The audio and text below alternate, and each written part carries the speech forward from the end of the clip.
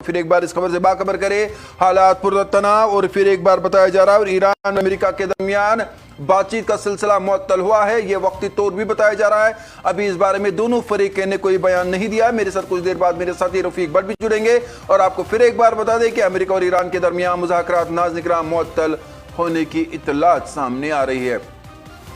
रफीक मेरे साथ मौजूद है। रफीक, एक तरफ से बातचीत के दरवाजे खटखटाए जा रहे हैं, पूरी दुनिया इस वक्त कह रही है कि बातचीत की जाए, मामले हल किए जाए, लेकिन अब आज अलल सुबह यह खबर आ रही है कि अमेरिका और ईरान के दरमियान मुज़ाकरात मुअत्तल हुए हैं। इस बारे में क्या कुछ जानकारी और क्या कुछ बताया जा रहा है? आपको बता दूं, 2 दिन पहले से हम देख रहे हैं कि ईरान और अमेरिका की जानिब से एक दूसरे की अहम तंसीबात पे नए हमले शुरू किए गए हैं। IRGC की जानिब से एक स्टेटमेंट 2 दिन पहले जारी किया गया था जिसमें उन्होंने कहा था कि जो MOU हालिया दिनों में अमेरिका और ईरान के दरमियान तय हुआ था, जो साइन किया गया था, वो MOU उनको ये हक देता है कि आबना हरमुज में जो जहाजों की आवाजाही है उसका पूरा कंट्रोल जो है वो ईरान के पास है। और यहाँ आपको बता दूं कि ईरान सीधे कह रहा है कि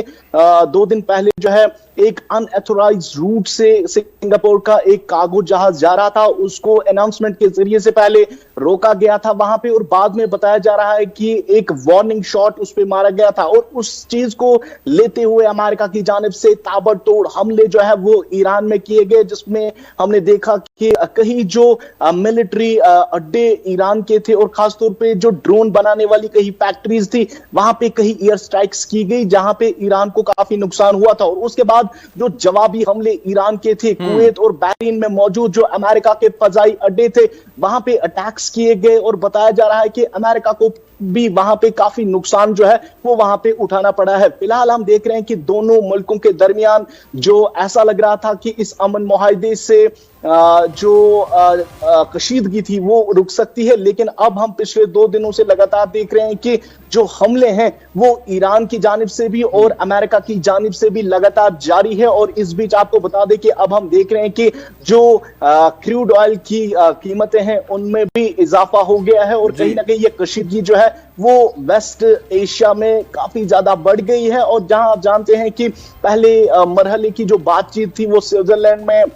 अमेरिका और ईरान के जो फरीकें थे वो वहां पे गए थे, वहां पे बातचीत हो पाई थी, और उसके बाद ऐसा लग रहा था कि जो दूसरा मरहला इन पीस टॉक्स का होगा वो भी बहुत जल्द हो सकता है। लेकिन जो हालिया कशीदगी अब बढ़ गई है इन हमलों की वजह से, उस बातचीत पे भी जो है काफी मनफी असरात पड़ रहे हैं। और ईरान सीधे कह रहा है कि ये जो MOU साइन किया गया है वो उनको हक देता है कि जो भी जहाजों की आवाजाही आबना हरमुज में है वो पूरी जिम्मेदारी जो है वो ईरान की है। यहाँ आपको बता दूं कि जिस तरीके से आप जानते हैं कि अमेरिका पहले चाहता था कि वो आबना हरमुज पे अपना कंट्रोल करे, लेकिन इस अमन मुआहदे से पहले आपको बता दें कि जिस तरह से कई बार अमेरिकी सदर डोनाल्ड ट्रंप की तरफ से कई स्टेटमेंट्स दिए गए और उसमें कई बार ऐसी वार्निंग्स भी थी ईरान के तय, जिसमें बताया गया था कि ईरान का नामो निशान जो है वो वर्ल्ड मैप से उठाया जाएगा, खत्म किया जाएगा। फिलहाल आपको बता दें जहां हम देख रहे हैं कि कशीदगी काफी ज्यादा है, वही आपको यहां पे बता दूं कि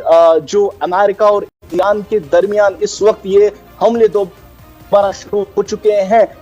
लेकिन सूरत हाल इस वक्त ऐसी है, हम कह सकते हैं कि काफी कंट्रोल में है।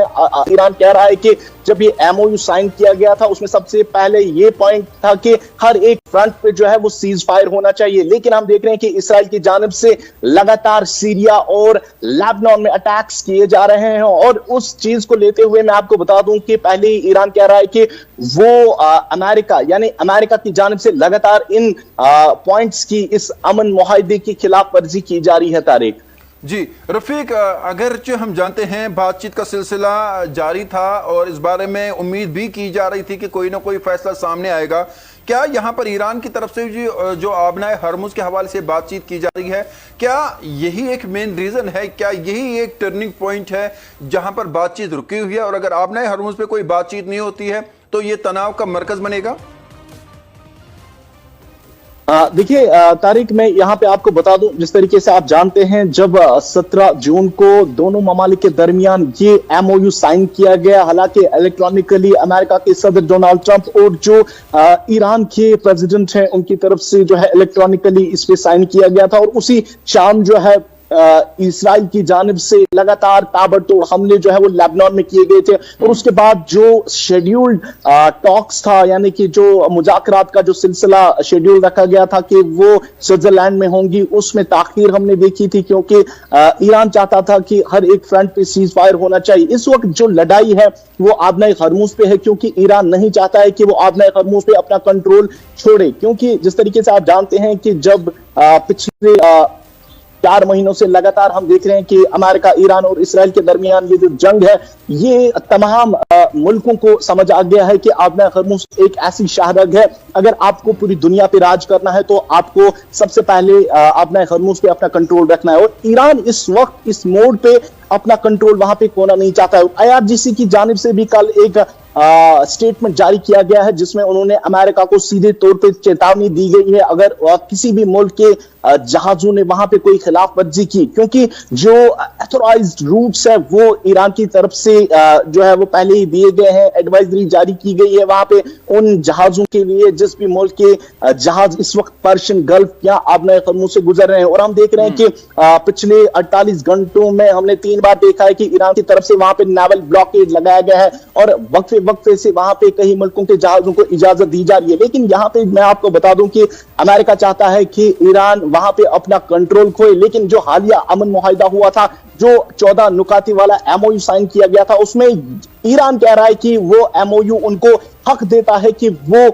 पूरा कंट्रोल जो है वो आबना खरमूज और जो वाटर वेज वहां पे है वहां पे अपना जो कंट्रोल है वो रखे। और यहां आपको बता दूं कि जो ईरान के फॉरेन मिनिस्टर है अब्बास इराक्ची, उन्होंने कल भी इराक में एक प्रेस कॉन्फ्रेंस की और उन्होंने वहां पे भी बताया कि MOU उनको पूरा कंट्रोल देता है कि वो आबना खरमूज पे अपना हक रखे, वहां पे अपना कंट्रोल रखे। और जिस तरीके से आप जानते हैं कि ये जो जंग नए से शुरू हो गई है, ये आपको बता दूं कि सिंगापुर का एक कार्गो जहाज जो है वो बकौल ईरान कह रहे हैं कि वो अनऑथराइज्ड रूट से जा रहा था और उसको वार्निंग दी गई थी वहां पे कि वो वहां से पीछे हटे, उस रूट से न जाए, और वहां पे एक वार्निंग शॉट भी दिया गया था, जिसके बाद हमने देखा था कि अमेरिका की तरफ से ईरान में मौजूद जो मिलिट्री तंसीबात और बाकी जो बनाने की जो फैक्ट्रीज है वहां पे कई एयर स्ट्राइक्स की गई। और इसका जवाब देते हुए ईरान की जानिब से जो बहरीन और कुवैत में मौजूद अमेरिकी जो फजाई अड्डे हैं वहां पे भी हमले किए गए हैं। और इस वक्त आपको बता दूं कि जिस तरीके से हम देख रहे हैं कि अब वापस से वेस्ट एशिया में कशीदगी बढ़ चुकी है और ये कशीदगी अब वापस जो गल्फ कंट्रीज हैं वहां पे पहुंच गई है। हमने कुछ दिन पहले देखा था जो कई ऑयल रिफाइनरीज जो सऊदी अरामको या खासतौर पर मैं आपको बता दूं कि बहरीन या जो कुवैत है वहां पे कहीं बड़ी जो ऑयल रिफाइनरीज जो 39 दिन तक जंग चली थी अमेरिका, ईरान और इसराइल के दरमियान, वहां पे जो जवाबी हमले ईरान की तरफ से वहां गल्फ कंट्रीज में किए गए थे, वहां पे हमने देखा था कि वो ऑयल रिफाइनरीज रेस्टोर हो गई थी, उन्होंने अपना काम जो है वो अब शुरू किया था। लेकिन अब जो नए हमले किए गए हैं इसकी वजह से जो कशीदगी है वो अब मजीद बढ़ गई है। देखने वाली बात होगी कि जो नए दौर की मुज़ाकरात यानी जो second round of peace talk से अमेरिका और ईरान के दरमियान क्या वो होंगी या उनमें भी ताखीर हो सकती है। फिलहाल के तौर पे देखने वाली बात होगी क्या ये जंग मजीद ज्यादा बढ़ सकती है या मेरे साथ मौजूद है और एक बड़ी